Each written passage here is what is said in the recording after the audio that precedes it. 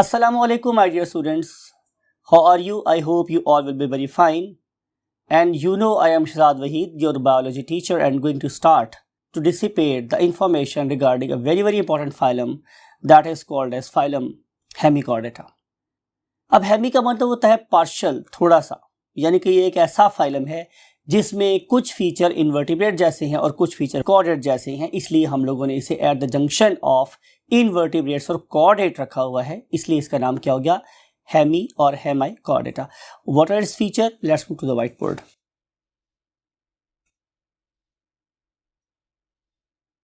Yes my dear students, you know we have started chapter number 10 और topic आज हम पढ़ रहे हैं हेमिकॉर्डेटा. इंट्रोडक्शन में मैं आप लोगों से डिस्कस कर चुका हूं कि हेमी का मतलब होता है थोड़ा सा या पार्शियल. तो इसमें कुछ खूबियां जो हैं वो कैसी हैं, इन्वर्टिब्रेट जैसी और कुछ कॉर्डेट्स जैसी, तो इसलिए हम इसे क्या बोलते हैं, हेमिकॉर्डेट. और यही उसका डायग्नोस्टिक फीचर भी है कि इनमें जो कुछ प्रॉपर्टीज हैं दे आर लाइक, वो किस जैसी हैं, दे आर लाइक इन्वर्टिब्रेट्स.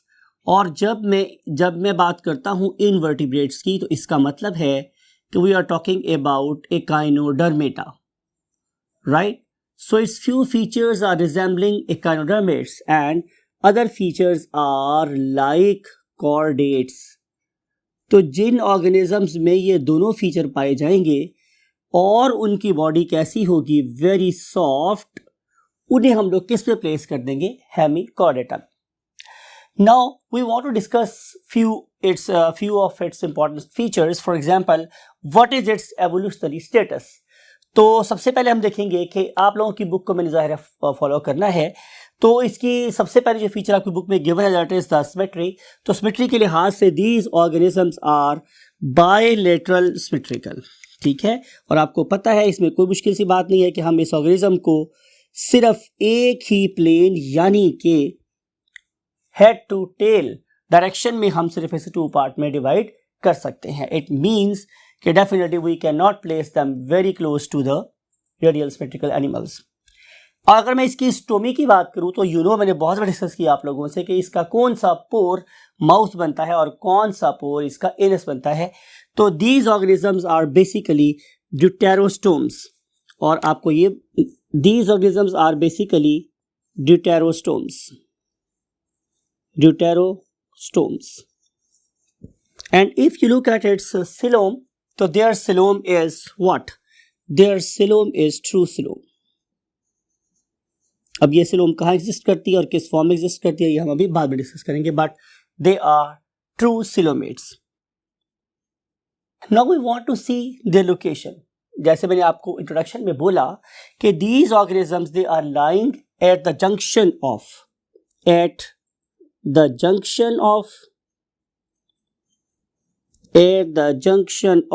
किस किस जंक्शन पे है students, definitely echinodermata and chordata, right.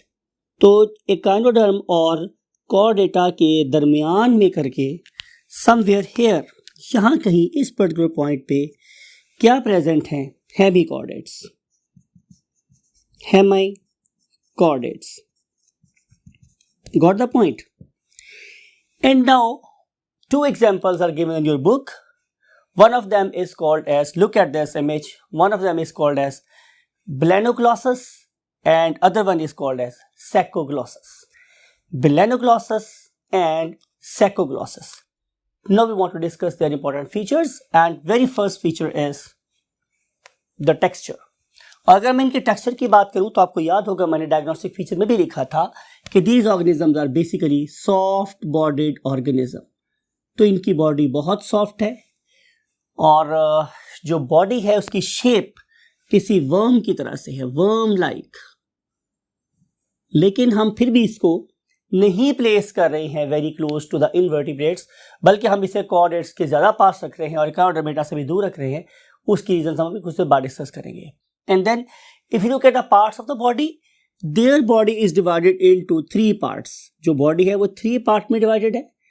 Order में लिखेंगे, सबसे आगे वाली anterior, सबसे आगे वाली means anterior, it is called as proboscis.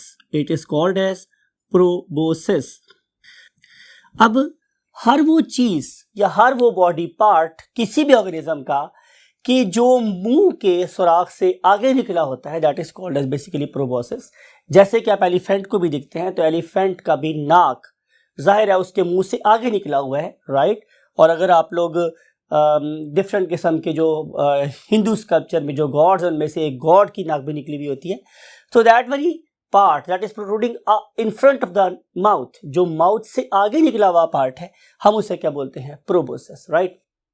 अब ये जो प्रोबोसिस है इसके बारे में कहा जाता है कि it bears what excretory organ. ये एक बड़ी इंपॉर्टेंट बात है जो आपने माइंड में रखनी है कि इसकी प्रोबोसिस का फंक्शन एक्सक्रीटरी है। यखलुकु मा यशा, अल्लाह ताला की ज़ात है वो जो चाहे पैदा कर सकती है। तो anterior most portion it is basically proboscis. और उसके बाद जो सेकंड पार्ट है it is called as the collar. जो सेकंड पार्ट है it is called as the collar, और ये काफ़ी रेक्टेंगुलर सा पार्ट है, काफ़ी डिमार्केटेड नज़र आता है। और इसके एंड पे एक इलोंगेटेड काफ़ी लंबा सारा पोर्शन है, and that way elongated portion is called as basically the trunk. तो ये है इसकी बॉडी के हमारे पास कितने पार्ट्स? 3 पार्ट्स। जाहिर है जो हमारी कॉलर है वो मिड वाला पोर्शन है, और जो ट्रंक है it is basically the posterior portion या पीछे वाला पार्ट है बॉडी का, and it is very much elongated, काफ़ी लंबा सा पार्ट। अगर आप इसकी स्किन को देखेंगे तो it's skin is very simple, it consist of a single epidermis. इसमें एक सिंगल लेयर है एपिडर्मिस की, लेकिन इंपॉर्टेंट बात यह है कि इसके अंदर क्या प्रेजेंट है? प्लस, इसलिए मैंने बहुत बड़ा प्लस यहाँ पे डाला आपको समझाने के लिए कि इसके पास प्रेजेंट है म्यूकस सेक्रीटिंग ग्लैंड्स। तो इसकी वजह से इसकी स्किन जो है इट ऑलवेज रिमेन मॉइस्ट। जाहिर है जहाँ भी हम म्यूकस रखेंगे तो उसके पीछे लॉजिक यही है कि उस पर्टिकुलर स्किन को मॉइस्चर प्रोवाइड करना या उसे मॉइस्ट रखना। If you look at its digestive system, तो कॉमन सेंस आप खुद भी सोच के बता सकते हैं कि इसका डाइजेस्टिव सिस्टम क्या होना चाहिए? सैक लाइक और tube like? Very excellent, their DS is tube like. इसका मतलब है कि ये माउथ से स्टार्ट होता होगा और ये जाके एनस पे खत्म होता होगा। Common sense, it will start from the mouth and it will terminate at anus, and it has got variations in the terms of organ and their structures and the type of the enzymes present in different parts of the body, so you can find variations. Let's move to the next concept that is called the coelom. What is basically coelom? इतना पढ़ने के बाद आप फौरन answer देंगे yes sir, it is basically the true body cavity। तो जिसकी true body cavity है it is not like us, बिल्कुल एक ही चेंबर नहीं है, बल्कि इसकी जो सिलोम है वो डिवाइडेड है इनटू डिस्टिंक्ट जोन्स। जैसे कि आपको पता है कि इसकी बॉडी में 3 डिफरेंट जोन्स हैं, एक प्रोबोसिस है, एक ट्रंक है और एक उसका क्या है कॉलर। तो इनके अंदर डिस्टिंक्ट डिवीजन में प्रेजेंट है व्हाट? सिलोम। और उस पर्टिकुलर जोन में भी सिलोम एक यूनिफॉर्म डिस्ट्रीब्यूशन के साथ नहीं प्रेजेंट है, बल्कि उसके अंदर हमें नज़र आती हैं पाउचेस। तो हमें सिलोम रिड्यूस नज़र आती है, ऑल दो तमाम सेगमेंट्स में प्रेजेंट है, और in the form of pouches नज़र आती है, एक ही चेंबर हमारे पास प्रेजेंट नहीं है। ये बात आपने बहुत ज़्यादा ध्यान से माइंड में रखनी है।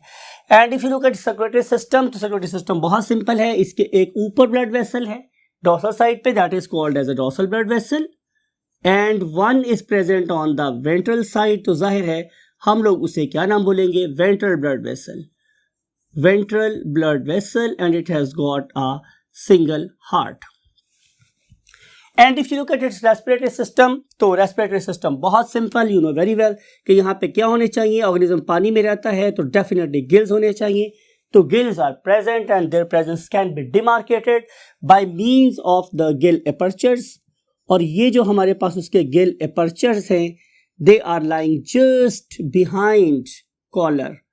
तो ये आपको कॉलर के पीछे सीरीज ऑफ नजर आ सकती है gills. Particular look at this image, और इस पर्टिकुलर इमेज में हम इस पर्टिकुलर जोन को कि जिसमें गिल्स प्रेजेंट है उसे अब हम इस वक्त फोकस कर रहे हैं। And if you look eight excretory system, जैसे मैंने अभी बोला कि excretion is taking place by means of nephridia, और जो इसके नेफ्रीडिया हैं they consist of just a single glomerulus. जैसे मैंने बोला कि ये बहुत ही सिंपल किस्म के क्या हैं?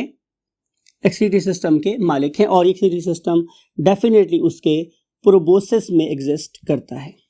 And finally we want to discuss about its nervous system. और जब हम इस नर्वस सिस्टम की बात करेंगे माय डियर स्टूडेंट्स, तो इट इज़ वेरी सिंपल। और इसमें बेसिकली प्लक्सेस हैं। प्लक्सेस क्या होता है? Aggregation of neurons. जब बहुत से न्यूरॉन्स इकट्ठे हो जाएंगे तो हमसे बोलेंगे प्लक्सेस। तो ये हमारे पास सब एपिडर्मल, एपिडर्मिस के नीचे, सब का मतलब होता है नीचे, एपिडर्मल का मतलब एपिडर्मिस के नीचे प्लक्सेस हैं, ठीक है। प्लस यहाँ पे क्या प्रेजेंट है? फाइबर्स। और ये वाली चीज़ें यानी कि प्रेजेंस ऑफ फाइबर और प्लक्सेस, ये आप लोगों को वर्टिब्रेट्स में नज़र आती है और इनवर्टिब्रेट्स में नज़र नहीं आती। इसके अलावा अगर मैं इसकी डिफरेंट किस्म की प्रोटीन्स की बात करूँ तो वो वाली चीज़ें भी हमें ज़्यादा नज़र आती हैं कॉर्डेट्स से मिलती हुई। प्लस अगर मैं इसके रेस्पिरेटरी ऑर्गन की बात करूँ तो वो भी ज़्यादा मुझे क्लोज नज़र आता है किसके? कॉर्डेट्स के। और दूर नज़र आता है इनवर्टिब्रेट्स के। देयरफॉर मैंने इस पर्टिकुलर फाइलम हेमिकॉर्डेटा को कहाँ से दूर रखा हुआ है? डेफिनेटली इनवर्टिब्रेट्स से। और बहुत किसके पास रखा हुआ है? कॉर्डेट्स के। सो आई होप कि ये वो बातें हैं जो आप लोगों की बुक में प्रेजेंट है और आपको डेफिनेटली इनसे कोई फ़ायदा हुआ होगा। इस बात के साथ कि आप इस नॉलेज को यूज़ करके कोई ना कोई अच्छा मार्क ले, जो आपको मेडिकल कॉलेज में ले जाए। आई वॉन्ट टू से यू बाय बाय, अल्लाह हाफिज़।